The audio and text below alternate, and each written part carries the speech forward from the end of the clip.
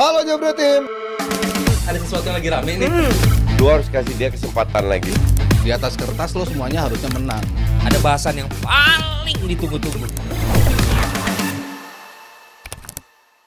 Ini kita akan membahas pertandingan yang baru terjadi semalam nih. Ada pembalasan dendam dari Lewis Kelly kepada Erling Haaland. Seperti apa sih kejadiannya? Boleh kita cek dulu. Kenapa sih? Lu siapa sih? Malah kenal gua. Gua kenal lu. Gua juga kenal lu, gua tahu lu jago. Awas tuh gua kuning.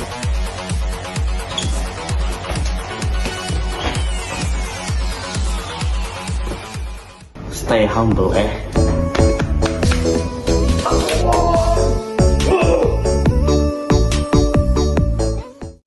Itu Haaland sama Kelly kayak dari Depok Pamulang yang lagi Gak ngerti gue gondrong. Ya gondrongnya mirip sih, yang satu lagi ya gak ngerti di gue. Kebanyakan makannya 2 porsi tuh si Abrar tuh ya. Nah itu kalau kita ngomongin tadi kayaknya aroma permusuhan dari timeline fans-fansnya juga kebakar sejak hasil ini kan. Gak cuma fans yang dari City-nya juga, tapi ada yang kepancing juga ngelihat bagaimana kayak Gabriel yang kelihatannya lu belum kemana-mana aja udah laganya segitu. Tapi ada juga yang dari fans Arsenal bilang ya kalau kita menang ya masa kita nggak boleh merayakan, apalagi lawannya City ngebantai juga. Yang lucu itu bokapnya Erling Haaland, Alfie Haaland. Dia posting, oh ini katanya tim terbaik, oh ternyata not. Nggak trofi kan? Iya, emang lu menang, emang lu sehebat apa waktu jadi pemain?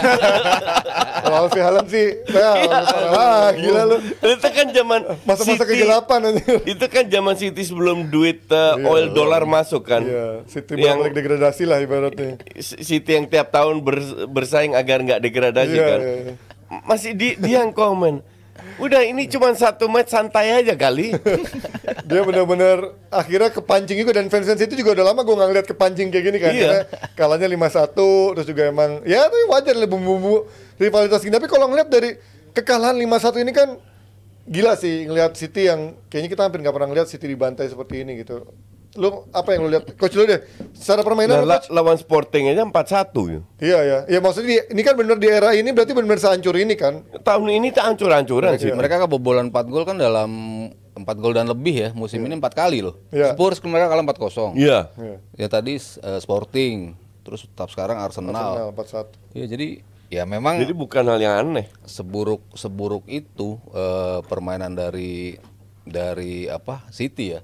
Terutama di games yang lu sama sekali nggak bisa ada control of the game itu kan. City bukan City banget kan. Biasa mereka mungkin cuma berapa menit doang ya di akhir-akhir setelah mereka kebobolan yang mereka sempet bagus dikit, tapi habis itu udahlah begitu gol kedua, ketiga, keempat udah gitu banyak banget bikin blunder. Itu kan bukan karakteristik City lagi gitu. Jadi dan untung kipernya bukan Ederson.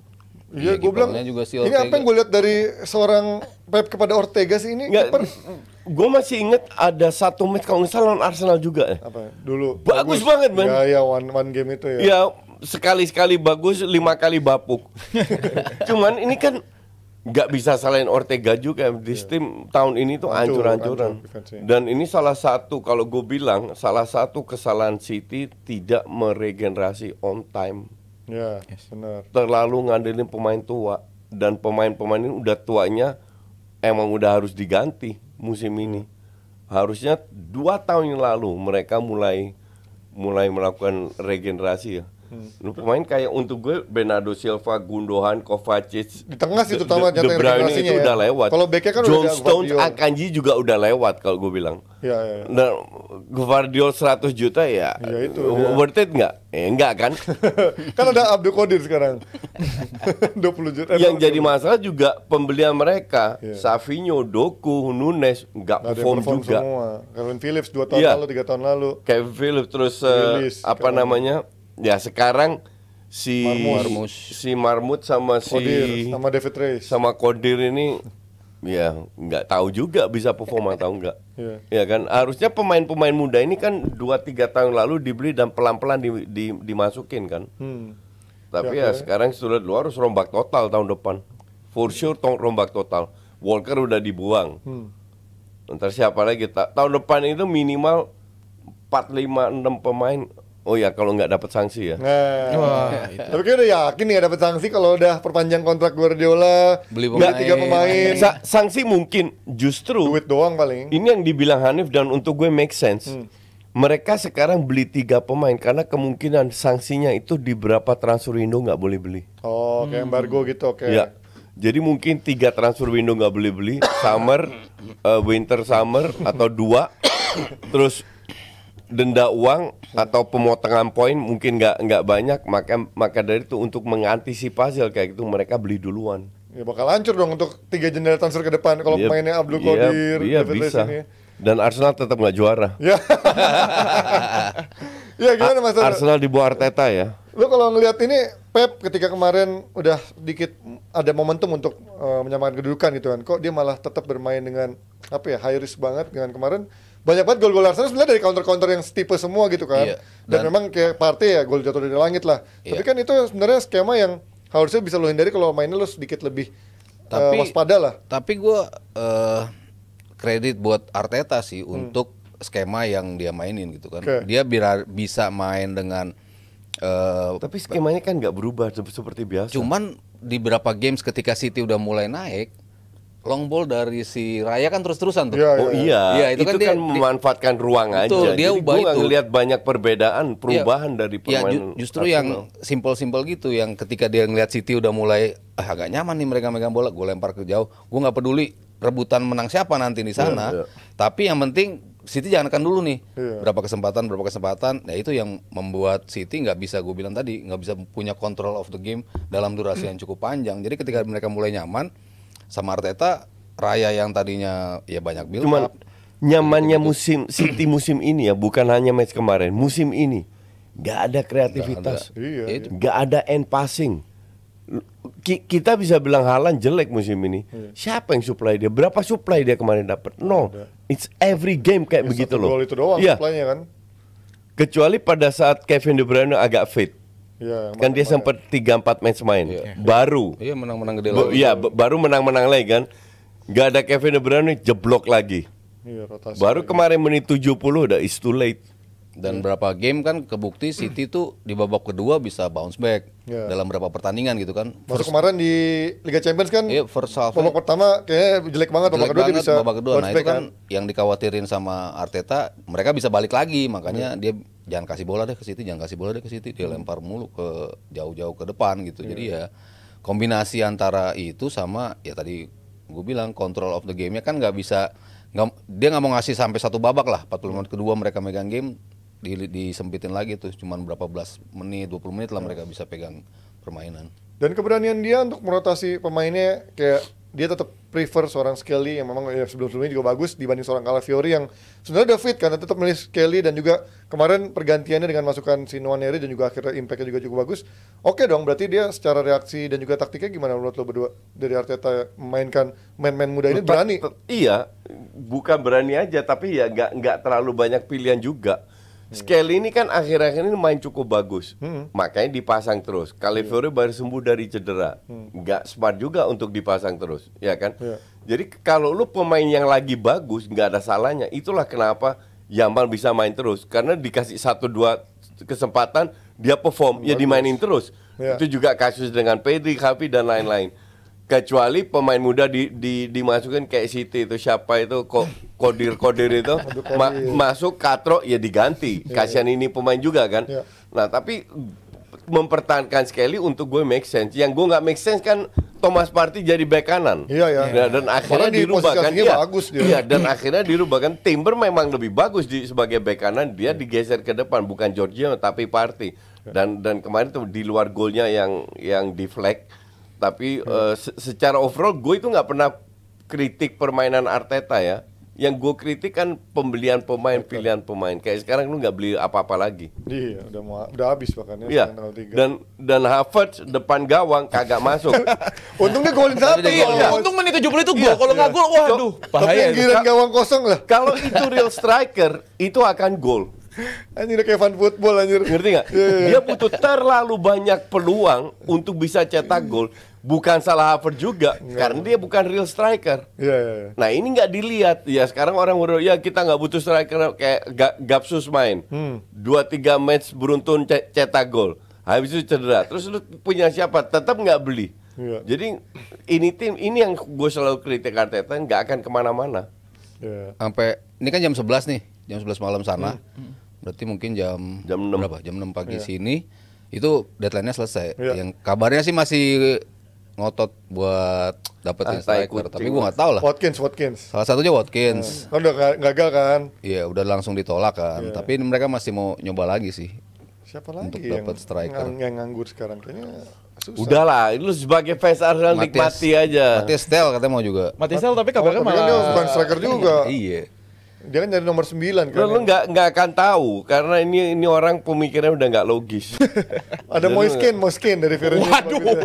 Tapi kemarin gue ngelihat bagaimana dengan adanya Partey, gue merasa ketika Partey jadi DMF dan Rice-nya ada di situ, gila pressing mereka kemarin benar-benar tengahnya dipegang sama Arsenal gitu. Bagaimana kemampuan pressingnya Partey, Selalu Rice, Ji. Odegaard. Lu jarang nonton Arsenal. Kalau Partey main di tengah selalu Arsenal Iya, menguasai. tapi kan lini sering tengah. dirotasi permasalahannya. Itulah hebatnya Nah, Arteta. enggak gitu kan. Ya itu makanya yang bagus-bagus tiba-tiba direbut. even sebelum ada Rice pun Partey itu bagus sebenarnya kalau dia nggak cedera Iya, gitu kan. betul. Tapi kan lu sempat Betul. bilang kalau Partey ya cadangan aja segala macam kan. Tapi Enggak. menurut gua DMF Ada terbaik masa-masanya di mana dia nggak bagus, Nggak konsisten ya. nggak konsisten. Tapi tahun ini dia bagus banget. Iya. Ya karena teman-temannya juga berantakan. Kalau tahun ini dia ada Rice yang bisa mengcover areanya banyak. Enggak, tahun lalu juga ada Rice loh. Tahun lalu ada Tahun lalu Rice. Partey cedera mulu coach. Iya. Hampir nggak pernah main dia. Nggak Mainnya main, cuma jadi masuk nggak ke babak konsisten. Tapi tahun ini tuh bagus banget. Justru kalau lu main bagus sekali lagi jangan diganti. kedua. Orang suka lupa kalau di Partey itu di Atletico Madrid dulu harganya 60 juta loh, dan dia Iya. syutingannya tuh bagus banget dari luar kotak penalti.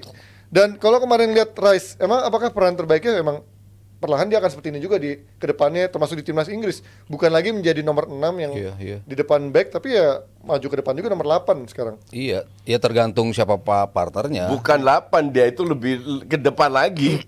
Iya, tapi kan kalau lebih ke depan lagi menurut gue lebih ke Odegaard coach. Dia lebih masih Emang lebih ke Odegaard, tapi di sayap kiri. Iya. Iya, Ya double. kayak Bellingham zaman dulu lah. Iya, di iya, timnas iya, kan. iya. Tapi dia kemampuannya nggak setajam itu. Nggak untuk musuh. setajam itu. Nah, itu. Nggak sekreatif itu. Makanya gue masih ngeliatnya nomor 8. Tapi dia lebih box to box lah. Iya. Cuman Dia dia nomor lebih 8 dong.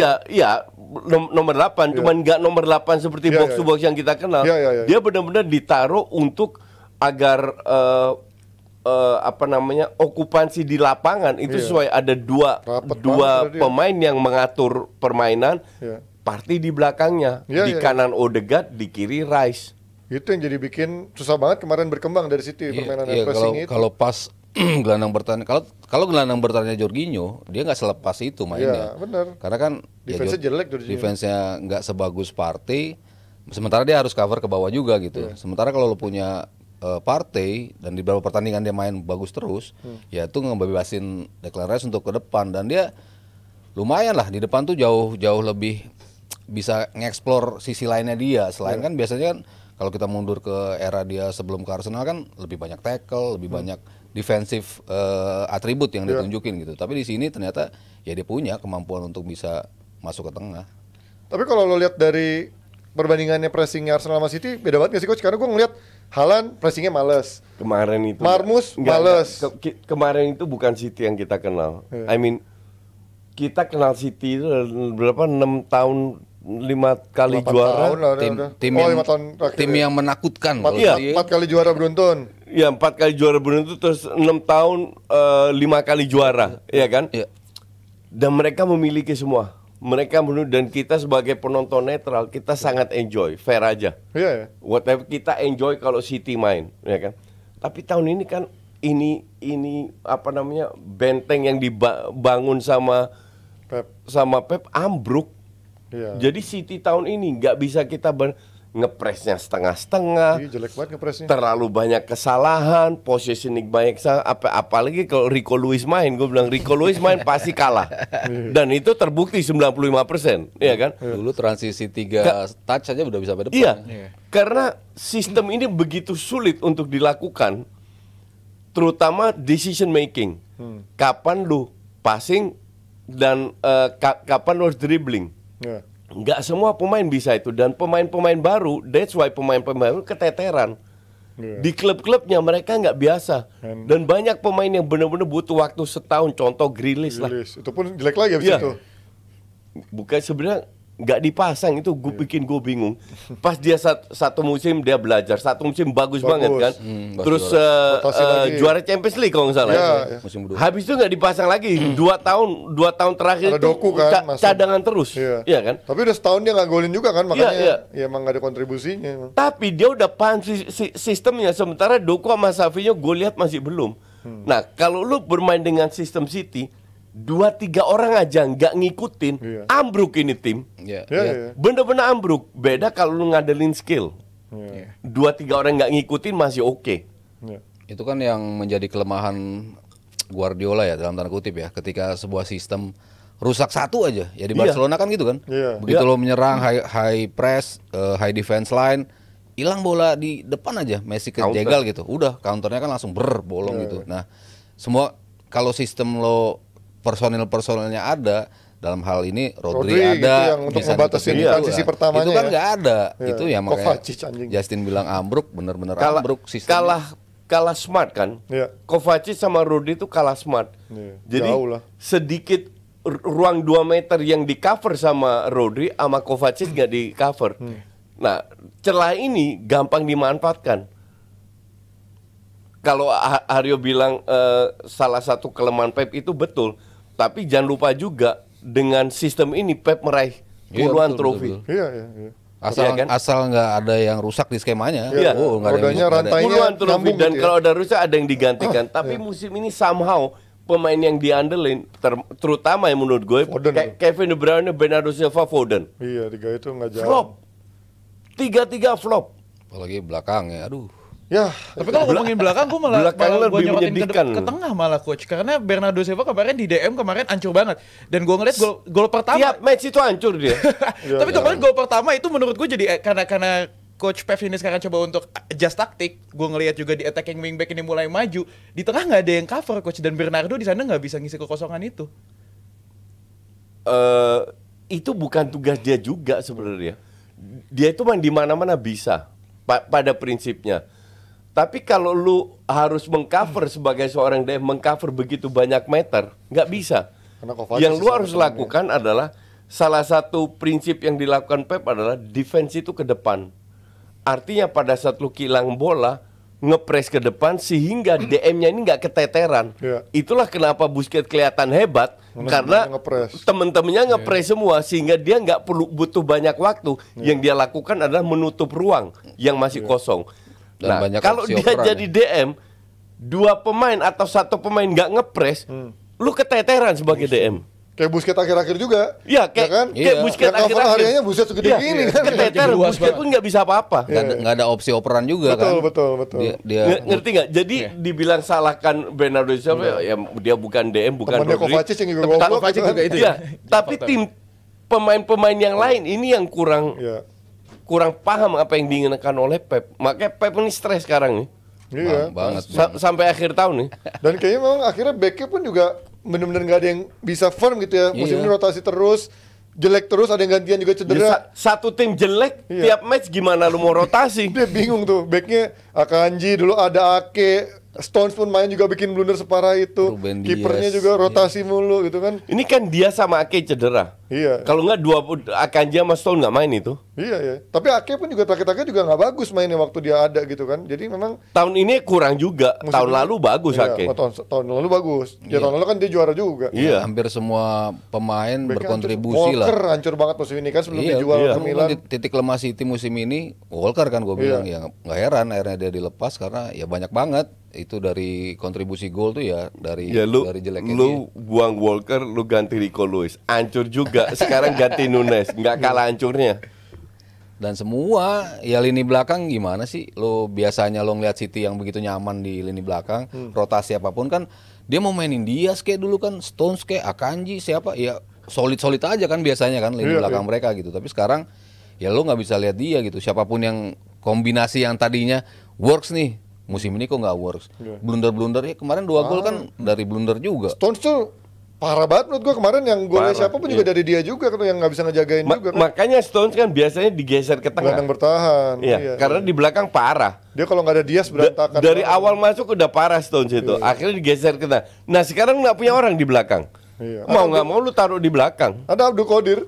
Aduh, taruh jauh. Debutnya langsung nggak tenang langsung diganti cadangan. Gue rasa kemarin dia pikir untung gue nggak dimainin. Oh, lebih parah kan 8-1. Iya.